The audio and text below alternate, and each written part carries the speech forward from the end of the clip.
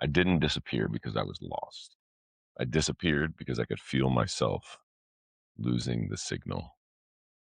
That's the mantra that's been spinning in my head for months now. And I'm thrilled to be moving out of that era of contemplation. My name is Patrick Reif. Welcome to the Ground Control Podcast. I am very excited to finally be putting this boat in the water. It's something that I've been thinking about for a very long time, planning, scheming, and now we're here.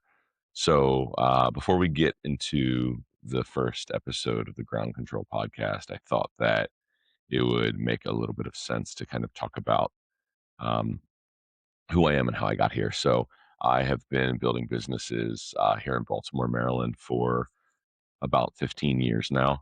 And while I have had experiences podcasting in the past and creating video content, oftentimes it's been in service of my other businesses, whether it's Pixelated, my photo booth company. Those podcasts were very events industry centric and events technology focused. And I also had a long stint of time creating podcasts for Startup Soiree, which was our community that we made here in Baltimore that focused on interviews and uplifting entrepreneurs, small business owners, startups in the Baltimore ecosystem.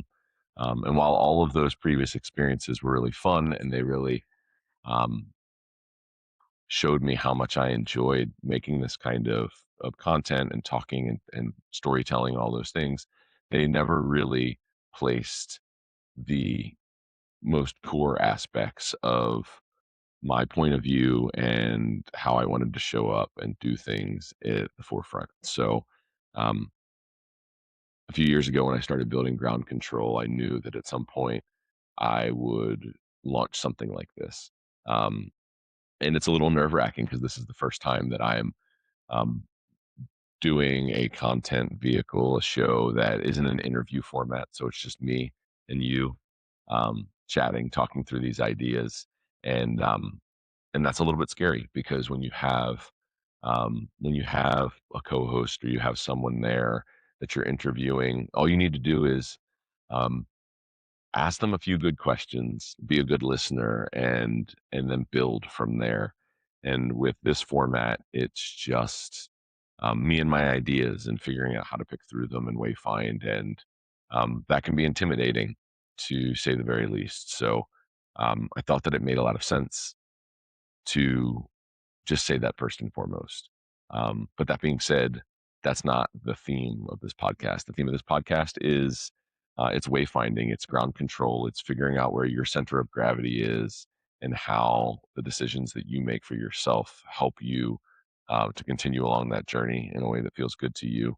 And a lot of that is cloaked in conversation of self awareness, but also building businesses, building things, building your future that you want to really live through and stand up in. So that's the intro. That is the pre-ground.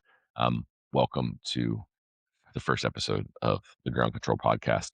So this specific edition, and if anyone has been following along this week on some of my social media content that I've been putting out, I'm trying to have a standardized format where this will go along and have a theme that travels through the week. And I thought that what really made sense was to really predicate that theme on what I'm doing, but also it's fair to acknowledge that I was very productive for a long time over the last I don't know, we'll say not year or so much, but the preceding. If we go back 9 months and then we look 14 months before that, I was very consistent in writing. I was writing a newsletter called Ground Control. The first edition, the first re-edition publishes tomorrow of that, but I was writing a newsletter and I was publishing a ton every single day on LinkedIn. And I was doing all the things that I thought I needed to be doing to grow an audience. And what I realized is as I got further into it, the things that I was doing, the ways I was doing them, I was compromising the big vision for the short term and the results that I was looking forward to. So the theme of this week's content has been um, why I disappeared and what I built while I was gone. Um, and I think that to like set the stage to that is to say that I didn't disappear because I was lost.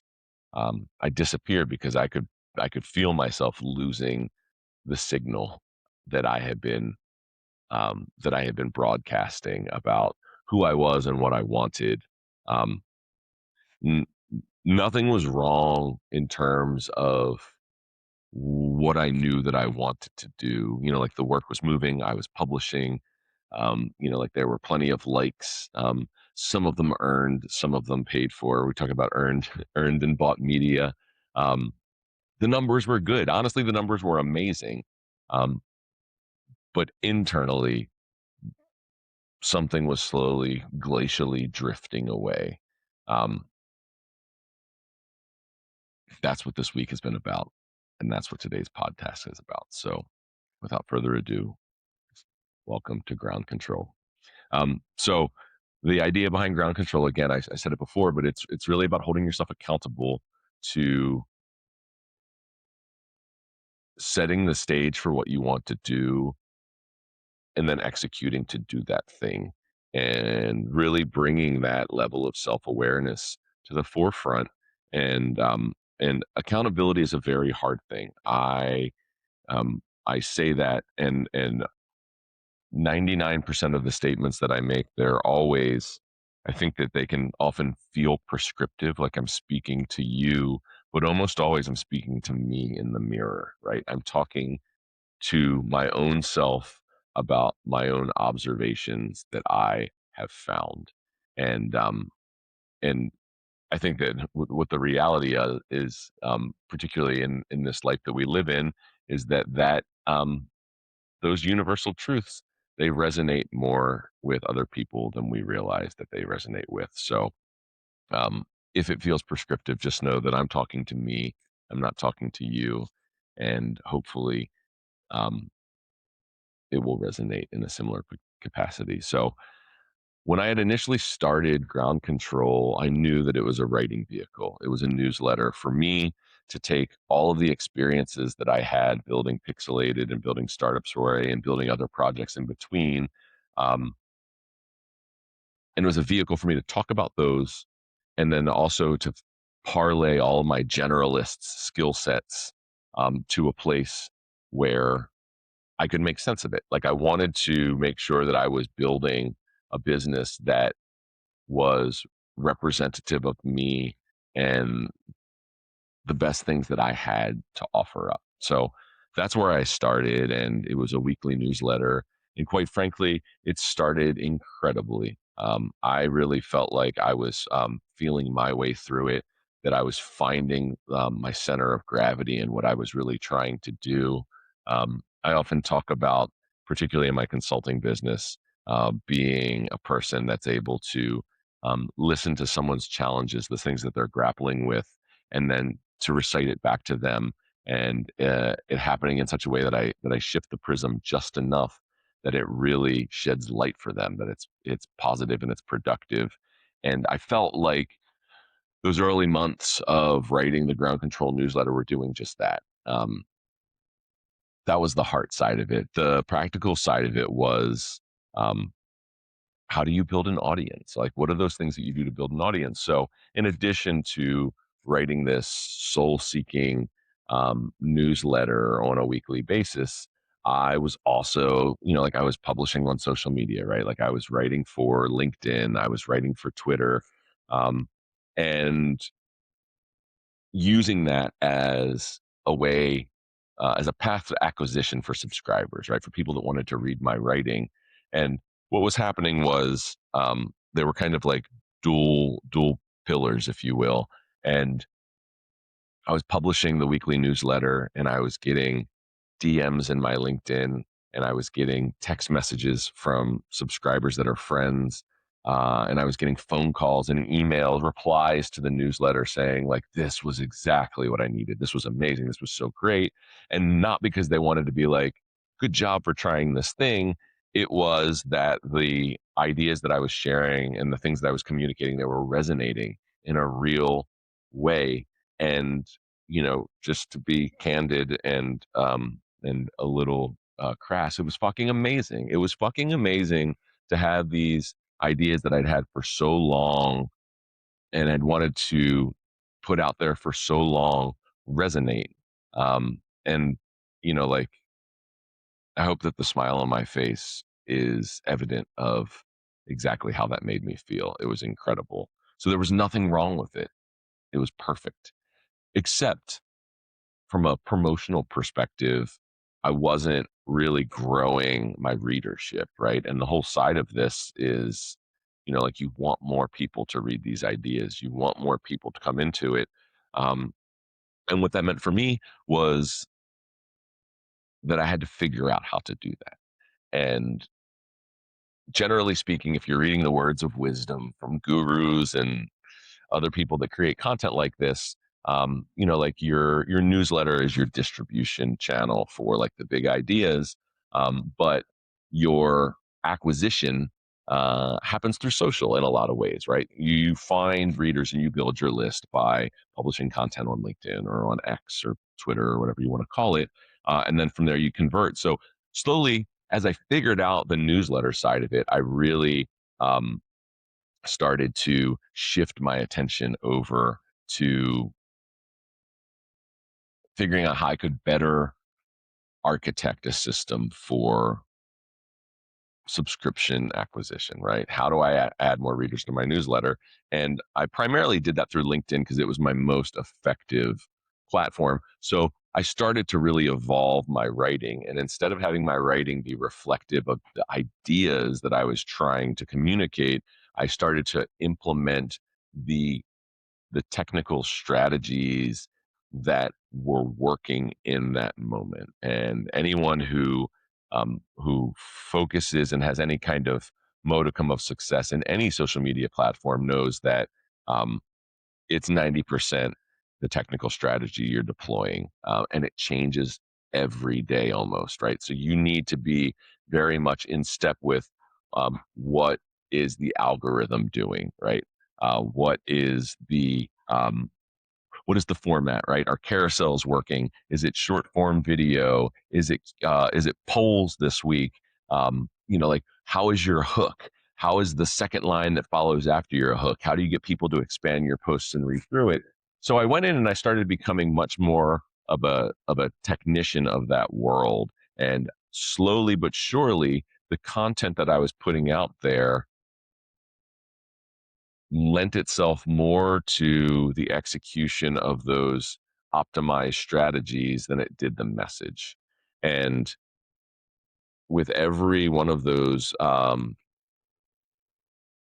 pieces of bait that pulled me off of the center of the path, I lost a little bit of the purity of what I was writing. And that was just the beginning of the journey. What the journey ultimately ended up um, taking me on was going from writing the pure ground control vision to moving all the way over to doing anything and everything to grow my exposure on LinkedIn. And like that journey was something that was started with good intention, right? But by the time I had crossed the chasm, what that meant was belonging to growth pod groups. And for anyone that doesn't know what that means, like, a growth pod is a group of 25 or 50 people that have like a back channel, and they agree to engage with everyone else's content when it gets published, right, in exchange for you engaging back with them. And it's a way to game the algorithm. Um, it's if you know about SEO at all, it's what we consider a black hat technique instead of a white hat technique, right? You're using things to juke the algorithm of the social platform so that way it sees people engaging with your content as a signal that your content is good, and then it exposes it to a greater amount of people from an organic capacity. Um, so the net downfall of that was all of that engagement, um, while it's um, completely reasonable why you got into it. It's an agreement that you went into. and that everyone else is in as well. But their engagement on your content, it's not sincere, it's manufactured. So rather than, like the goal of a great LinkedIn post is you pour your heart out or you share an idea or something that you've learned or a frank piece of maybe unconventional advice, and then a group of people see it that it resonates with, and then in the comments below they say, this is awesome, I never thought about it like that. Oh, I tried this too, this is how it worked out for me. It ends up being a mind share, a meld, right, where there's a back and a forth, and you're drawing your community together, right? We're all circling around the bonfire of this singular idea, and we're having a share about what that means.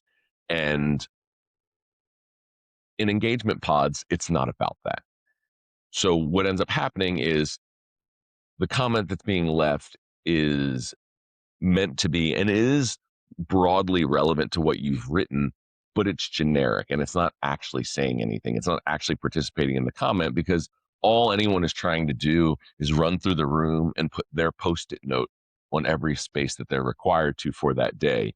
And what that ends up doing is then that whole narrative underneath of your post, your idea that is supposed to be important to you, right? Your ground control ends up being awash in the most generic, vanilla conversation. It's not a conversation at all. It's just a bunch of post it notes that don't actually have anything of value on it. Like they just say, do you think? Question mark, question mark, right? Like, oh, I agree. Like all of these just kind of generic platitudes.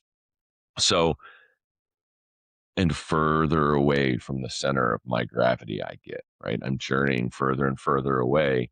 And this doesn't need to be over explained. What's important to understand here is that I got to a place where what had started so purely with the idea of taking my ideas and my thoughts and putting them out there to see where they resonated and to hopefully draw people with common ideas closer to me, instead it turned into a place where that vision for my for what I wanted to communicate became secondary. And then even when I was sharing it, the community that I was gathering around me was only there to get a high five back. And the conversation was completely empty. So I was willing to forego the genuineness of what I was writing to try and get to a place where I could build a real audience, where I could return to my genuineness. But in the process of doing all that, everything shifted. And the internal question that I kept having to myself was, you know, if you are finding me for the right reason and you show up and this is what you see beneath my question, like, how does that look? Like, how does it look to others? Like, how does it hold up and how is that at all meaningful to me? Why is it meaningful or acceptable that 50 comments that are not real are more valuable than 2 text messages back from somebody that said, I woke up this morning and I felt awful. And then I read this thing and it's exactly what I needed. And thank you. Um, those comments, I didn't realize it at the time.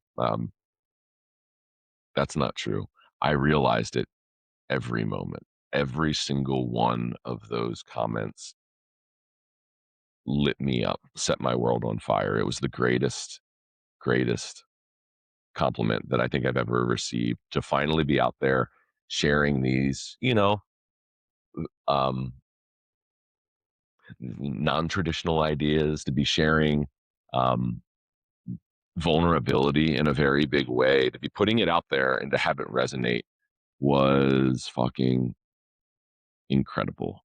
And I appreciated every bit, like to name names. Um, I published an edition once, and Juliana, you called me in, I don't know, like 6 minutes, uh, and you called because you read that thing, and that was epic. John, you DM'd me back. like almost immediately, and we're like, I'm in such a similar place to you right now, and this was extremely helpful. Um, all of those notes, those DMs, those messages, uh, are insane. Kevin, Kavina, right? You and I have been having an email dialogue about these big existential conversations in life, and it all happens in a reply to an edition of Ground Control that got sent out. All of that meant so much to me. And what I didn't realize is that those one, twos, and threes are enough. Um, and that's why I disappeared 9 months ago. I woke up one day and I was like, I just can't. I can't do it today. Um, I can't go through the motions of posting post-it notes on everyone else's wall just to get some post-it notes posted on mine.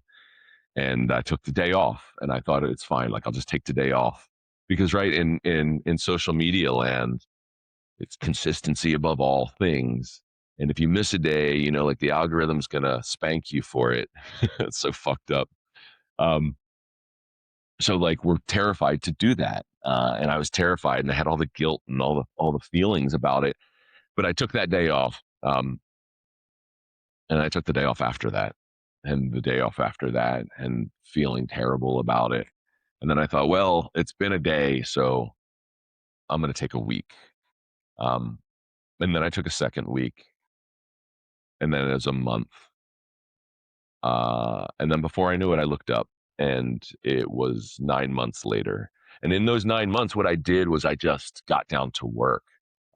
It's no coincidence that in those 9 months, I signed 6 clients that I started to work with. It's no mistake that in those 9 months, I came to terms with what it is to call yourself a coach or a consultant and not have that be skeezy and valueless, because up until that point, I struggled a lot with that. A lot of those early editions of Ground Control, they're about that struggle and that journey. Like Era One of Ground Control newsletters are 100% about a man coming to grips with who he is and what he wants to do, and acknowledging all of the blockers that stood between me and where I wanted to go, and piece by piece figuring out where those bricks laid on the wall that I was going to build. And like that journey didn't not come with its own pitfalls. Obviously, it did. Um, but man, the last 9 months have been amazing because they did a few fundamental things that are incredibly important. One, they allowed me to understand that the work in and of itself is fucking beautiful. And to be able to do it is enough. Um, that to have people that read the things that you write and appreciate them is perhaps one of the greatest gifts of the universe. Um, that we are the highest evolved species on this planet, and we have these ideas, and we get to share them and put them out there, and hopefully be helpful, and hopefully find other people that they resonate with is truly amazing. And more than that, I think the big existential thing that I had been struggling with was, how do I take these ideas, how do I take these thoughts and these hunches and these notions about the universe and about how things should be, and how so many times things that I had built in the past didn't end up serving me, and all of these, having committed to being a generalist forever in my businesses, and really being terrified of like, okay, now that I'm those are coming to their sunset, how do I take who I am and make it make sense in the future? Um, all of those things came together over the last 9 months, and now I understand how this soul searching, my writing, how I can be completely uncompromising in it, and that it can still be tied back to building a business, right? To building a livelihood in a company that serves me along my own ideals. with my own goals at the forefront and have them both, to be able to have my cake and eat it too. And that's it. That is the that is the thesis of Ground Control 2.0. Um, listen, thank you so much for um, tapping in for this first edition. I am going to be coming here every Friday and sharing this rambling wonderfulness. If you hate it, I realize it's not for you. It's all good. If you appreciated this, I just want you to know that I appreciate you. Please, if we're on a text message basis, shoot me a text. If we're connected somewhere on social, feel free to shoot me a DM and tell me the things that you liked. If any of this resonated, if you're seeing this on YouTube, just know I read and respond to every single comment that's there. And I would love to get a chance to do that. Um, if you like this podcast and this video show and you want to hear more, I'd encourage you to go ahead and hit the subscribe button so that way you get notified each time they go live. But to wrap it up, I'm Patrick Reif. This is Ground Control.